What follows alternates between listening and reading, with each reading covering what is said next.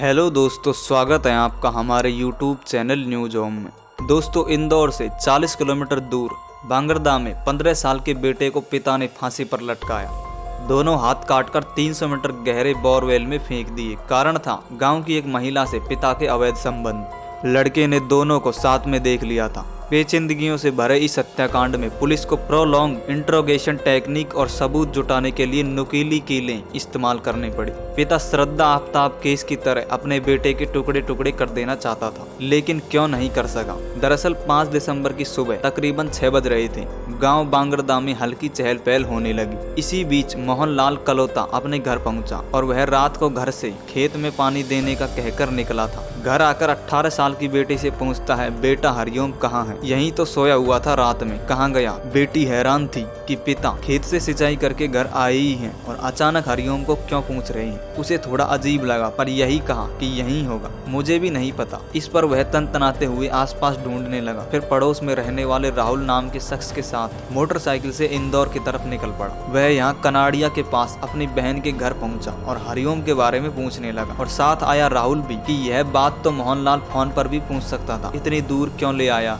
बहन ने आने की बात से मना कर दिया। इसके बाद मोहन हल्का नॉर्मल सा होकर घूमने लगा। खेत पर भी चला गया। ऐसा नहीं लग रहा था कि उसे बेटे के लापता होने की फिक्र है। यही कहता रहा कि पहले भी चला गया था, आ जाएगा। उसने 24 घंटे तक बेटे की गुमशुदगी भी नहीं दर्ज कराई। यह सिलसिला 6 दिसंबर की दोपहर तक भी चलता रहा। ऐसा इसलिए भी हुआ क्योंकि हरिओम की माँ गाँव में नहीं रहती थी, वह अपने मायके में रहती थी। उसे बेटा गुमशुदा है इसकी तो खबर भी नहीं हुई। लेकिन 6 दिसंबर की शाम 4:30 से 5 बजे के बीच गांव स्थित भंडारा का माल के पास मेहरबान नाम के ग्रामीण ने औंधे मुंह पड़ी लाश देखी। गांव वालों को बताया तो पता चला कि ये तो मोहनलाल का बेटा हरिओम है। उसके दोनों हाथ धड़ से कटे हुए थे। सूचना पर पिता मोहनलाल भी तुरंत वहां पहुंच गया। यहां से केस में पुलिस की एंट्री हो जाती है और मर्ग कायम होता है। पुलिस परिवार और गांव वालों से पूछताछ करती है तो पिता कहता है कि मुझे पता नहीं, मैं तो खेत में पानी देने के लिए गया था। लेकिन गांव वालों के बयान चौंकाने वाले थे। कई लोगों ने कहा कि हरिओम थोड़ा अल्पबुद्धि था, ऐसे में उसे कोई क्यों मारेगा। उसकी किसी से दुश्मनी भी नहीं थी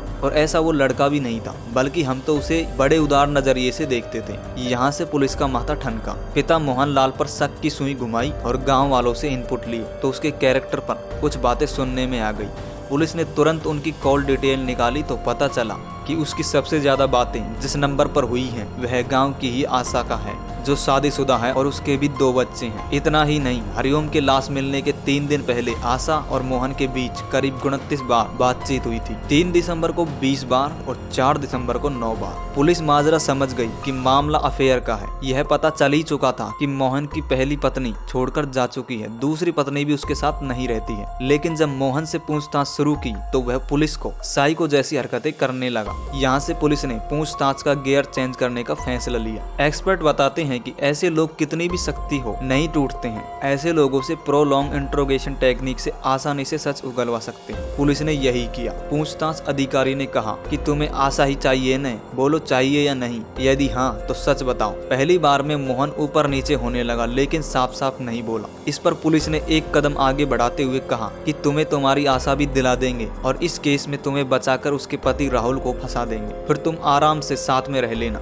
यह सुनकर मोहन फिसल गया और उसे तुरंत कह दिया कि ठीक है, मैं सब बता देता हूँ। आरोपी मोहन ने बेटे की हत्या की जो कहानी सुनाई उसे पुलिस के होश उड़ गई। बेरहम मोहनलाल कलोता बताता है कि वह बिचौली के अंतर सिंह के खेत में काम करता है। उसने 2 शादियां की। पहली पत्नी इंदौर में रहती है जिससे एक लड़का है, वह छोड़कर चली गई। दूसरी पत्नी से 2 बच्चे हैं, हरिओम जो कि मर चुका है और एक लड़की है। दूसरी पत्नी भी मेंटल प्रॉब्लम होने से मायके में रहती है। 5 साल पहले वह गांव की शादीशुदा आशा के संपर्क में आए। दोनों करीब आ गए, दोनों में रिलेशन बन गई। आशा का पति राहुल भी खेती करता है। मोहन और राहुल दोस्त भी हैं। दोस्त की पीठ पीछे वह पत्नी आशा से मिलने जाता रहता था। बात 2 दिसंबर की है। आशा का पति राहुल रात में खेत में सिंचाई के लिए गया हुआ था। बच्चे और सास ससुर दूसरे कमरे में सोए हुए थे। मौका मिलने पर मैं उसके घर पहुंचा। इस दौरान अचानक मेरा बेटा हरिओम भी पीछे पीछे आ गया। यहाँ उसने मुझे और आशा को आपत्तिजनक हालत में देख लिया। हम दोनों ने भी उसे देख लिया। यह देखकर घबरा गई।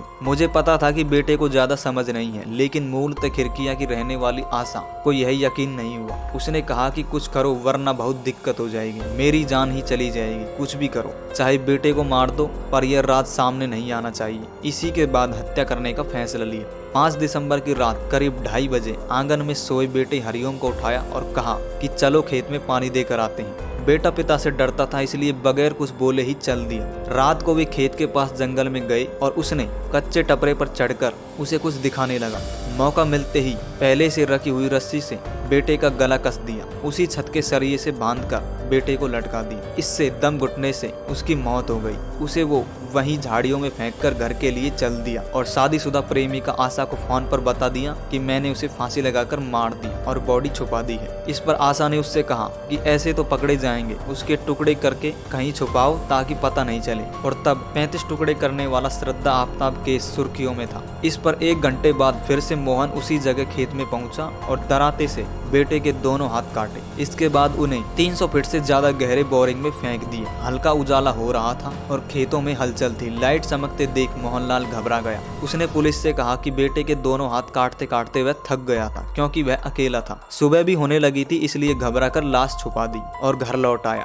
यहीं पर आकर बेटी को उठाकर अचानक पूछने लगा था कि हरिओम कहाँ है, ताकि उस पर किसी को भी शक ना हो। 1-2 दिन बाद शरीर के और टुकड़े करने की फिराक में था, लेकिन उससे पहले ही बॉडी तक पुलिस पहुंच गई और पूरा पर्दाफाश 2 दिन में ही हो गए। पुलिस ने इसके लिए भी नई तकरीब जुटाई। पहले उसने बोरिंग के समय पत्थर तोड़ने वाली जीप बुलवाई, लेकिन पहली बार में असफल रहे। इस पर पुलिस ने पाइप में मोटी और नुकीली कीलें लगवाई। कोशिश थी कि अभी 2 दिन ही होने से हाथों का मांस गला नहीं होगा, उसमें कीलें फंसेंगी तो हाथ फंसकर ऊपर खींच लेंगे। हुआ भी यही और कीलों में फंसकर दोनों हाथ मशक्कत से बाहर निकाले। पहला शक तब हुआ जब 18 साल की बेटी ने कहा कभी ऐसे आकर हरिओम के बारे में पूछते नहीं थे, लेकिन 5 दिसंबर को सुबह अचानक आए और पूछने लगे कि हरिओम कहाँ है। मुझे अजीब सा लगा। और दूसरा शक कॉल डिटेल से पता लगा, दोनों पत्नियों का साथ नहीं रहना और तीसरी महिला से मोहनलाल की नियमित बातचीत। घटना से ठीक पहले अचानक बातचीत का और बढ़ जाना। तो दोस्तों, एक पिता ने अपने ही 15 साल के बेटे की बेरहमी से हत्या कर दी। बेटे का कसूर सिर्फ इतना था कि उसने अपने पिता को एक महिला के साथ आपत्तिजनक हालत में देख लिया था। मामला देवास जिले के बरोठा थाना क्षेत्र का है, जहाँ पिता ने पहले तो अपने बेटे के दोनों हाथ काट दिए, फिर गला घोंटकर उसे मार डाला। पुलिस ने आरोपी पिता और महिला को गिरफ्तार कर लिया है। देवास एसपी शिवदयाल सिंह ने बताया कि 6 दिसंबर को बांगरदा गांव से एक शव मिलने की सूचना मिली थी। पुलिस टीम ने मौके पर पहुंचकर झाड़ियों में पड़ा शव बरामद किया। शव के दोनों हाथ कोहनियों से कटे हुए थे। जांच के दौरान पता चला कि किशोर की हत्या 1 दिन पहले की गई थी। लाश पर कपड़े भी नहीं थे। तो दोस्तों, इस प्रकार एक पिता ने अपने बेटे की बेरहमी से हत्या कर दी। तो दोस्तों, आज के लिए बस इतना ही। मिलते हैं नेक्स्ट वीडियो में, तब तक के लिए जय हिंद, वंदे मातरम।